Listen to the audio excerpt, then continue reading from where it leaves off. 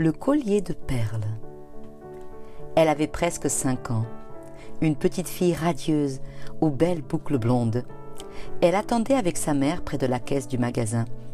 Là, elle aperçut un joli collier de perles blanches dans une petite boîte rose en aluminium. « S'il te plaît, maman, je le veux, s'il te plaît, s'il te plaît, s'il te plaît, maman !» Rapidement, la mère regarda au dos de la boîte et fixa les yeux de sa petite fille, dont le visage en disait long. « Si vraiment tu le veux, ce collier, je vais penser à certaines tâches que tu pourrais faire à la maison et, en un rien de temps, tu pourras épargner assez d'argent pour pouvoir te l'acheter toi-même, dit-elle. » Aussitôt arrivée à la maison, la fillette vida sa tirelire et compta 1, 2, 4, 7 euros. Après le souper, elle fit plus que sa part et elle alla même chez la voisine pour lui demander si elle pouvait ramasser les pissenlits pour quelques pièces. À son anniversaire, sa grand-mère lui donna aussi un peu d'argent et enfin, elle avait suffisamment pour acheter le collier. Et c'est ce qu'elle fit. Qu'elle aima son collier. Elle en était si fière, elle le portait partout, même dans son lit. Chaque soir, quand le temps de se coucher approchait, son papa interrompait ses occupations, venait dans sa chambre et lui lisait une histoire. Un soir, comme il finissait l'histoire, elle le prit par le cou et lui chuchota « Je t'aime, papa !»« Est-ce que tu aimes vraiment papa ?» demanda-t-il. « Oh oui, papa, tu sais que je t'aime beaucoup. »« Si tu m'aimes, pourrais-tu me donner ton collier de perles ?» demanda-t-il.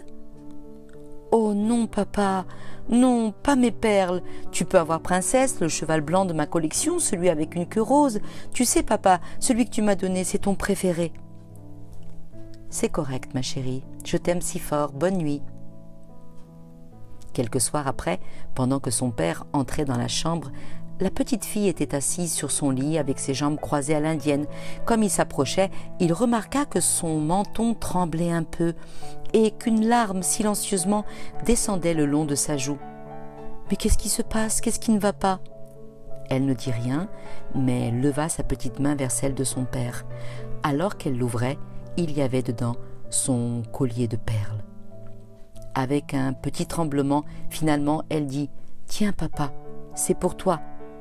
Si ça te fait vraiment plaisir, alors je veux bien te le donner. » Les larmes aux yeux, le papa prit d'une main le collier de perles et de l'autre main fouilla dans sa poche et sortit un coffret bleu en velours, contenant non pas un collier de perles en plastique, mais un collier de vraies perles, et il le donna à sa petite fille émerveillée.